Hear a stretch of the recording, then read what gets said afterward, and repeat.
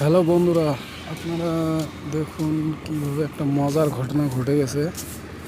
সামনে দেখবেন এই রেল লাইনটা ক্রস হওয়ার পাশে একটা টোটো গাড়িতে দেখুন কি মজার ঘটনাটা ঘটে গেছে। আপনারা দেখতে থাকুন ভিডিওটা। এই যে সামনে পেয়ে গেছি, আপনি দেখুন খালি কিভাবে। এই যে সামনে দেখুন, এই যে টোটো গাড়িটা যেতেছে, এই যে সামনে এই টোটোটা এই যে ক্রস।